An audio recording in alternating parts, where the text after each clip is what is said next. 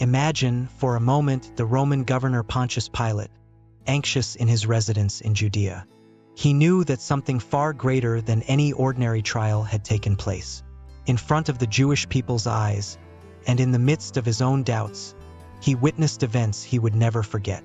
It was necessary to report these occurrences to Emperor Tiberius in Rome. But how do you describe something that defies human understanding? Now picture yourself in a distant place, in a remote province of the Roman Empire called Judea. Governor Pontius Pilate is uneasy, disturbed by the rumors spreading like wildfire. They spoke of a man, not just any man, but someone different, someone who performed unexplainable feats, miracles. This man was known as Jesus of Nazareth, and what Pilate heard was enough to make even the most skeptical Romans stop and think. They said he healed the sick with a simple touch, restored sight to the blind with just his words, and, most impressively of all, that he raised people from the dead. These stories seemed beyond human comprehension, impossible to believe for a man like Pilate, accustomed to the harsh realities of power and politics.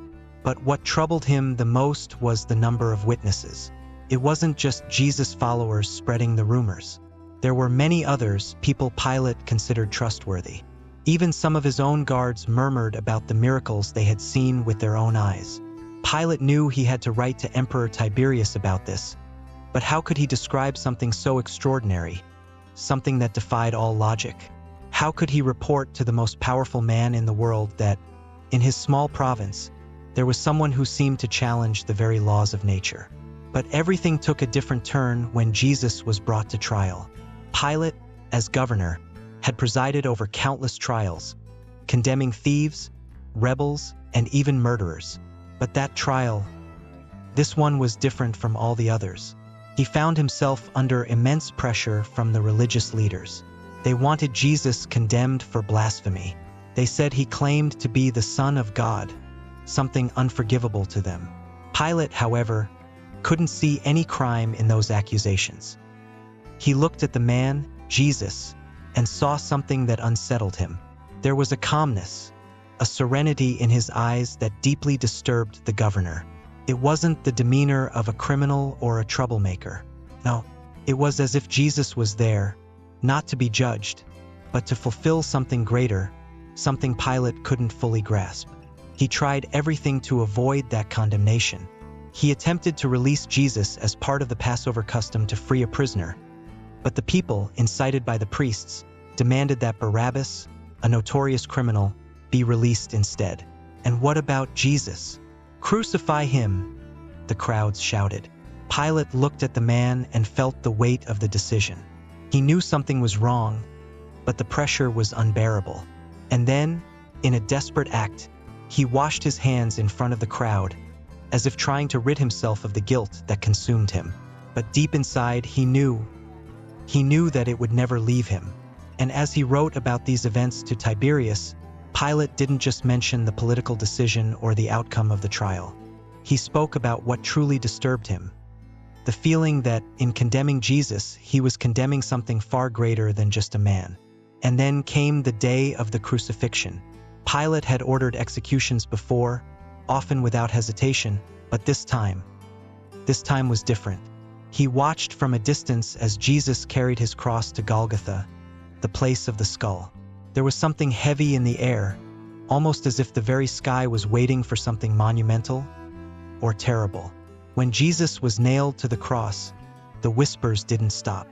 Some said he could come down at any moment, that the heavens would intervene.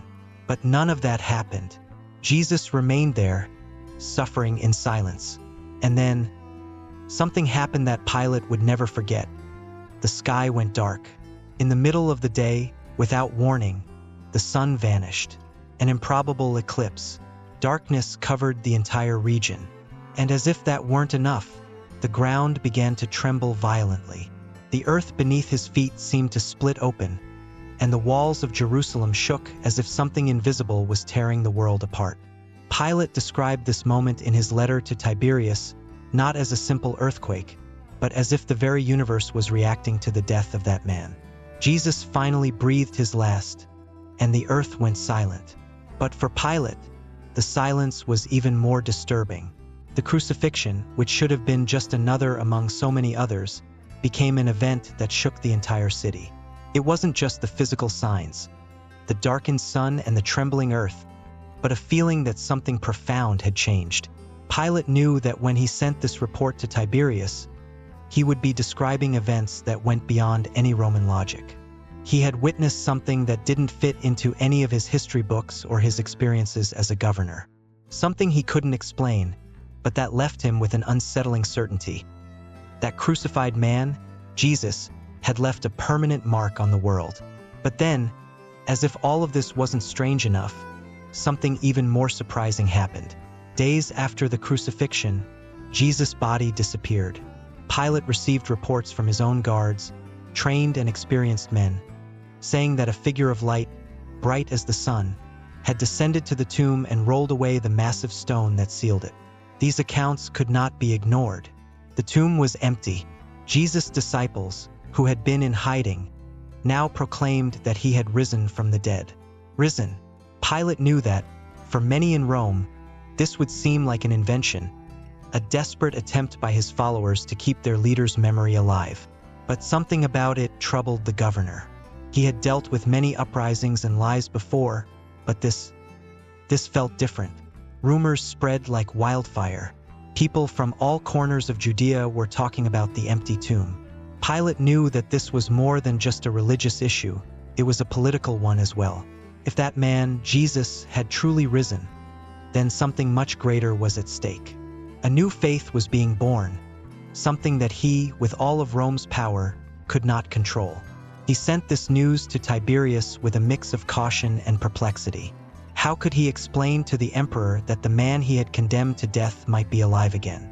It was something that defied all the laws of the Roman world, all beliefs about life and death.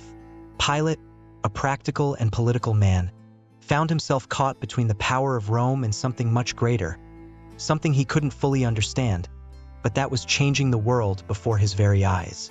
And as he finished his letter, Pilate reflected on the growing impact of this man he had judged and condemned. Jesus of Nazareth was no longer just a name mentioned in hushed whispers in the streets. The message about him was spreading not just in Judea, but throughout the empire. Pilate had heard rumors reaching even Rome. People were talking about this Jesus not as a criminal, but as a divine man. Some said that Emperor Tiberius himself was curious. There were reports that he was considering adding Jesus to the Roman pantheon, alongside the gods. To Pilate, this was incomprehensible. How could the most powerful empire in the world, which ruled with the strength of legions and the weight of law, be shaken by a humble man, a carpenter who walked the dusty roads of Galilee? But the reality was in front of him. Something big was happening, something that could not be contained. Pilate, always a man of action, recommended caution to Tiberius. He knew that the Roman Empire faced many threats, but this one was different. It wasn't an armed revolt or an invasion of barbarians. It was an idea, a belief spreading like an invisible flame, igniting hearts and minds. Pilate finished his report without definitive answers. He was trapped between the tangible reality of his position as governor and the mystery surrounding Jesus. Even without formal records in Rome's annals, the story of Jesus was becoming greater than he could ever have imagined. And then time passed, and Pilate's report became the subject of debate. Some said it was a fabrication, others defended its authenticity. But one thing was certain: the impact of this man, Jesus, continued to grow.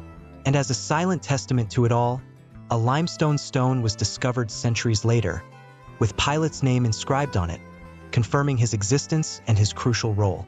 Even without formal records in many of Rome's archives, the story of that Roman governor and that crucified man was etched forever, not just in stone, but in the history of humanity.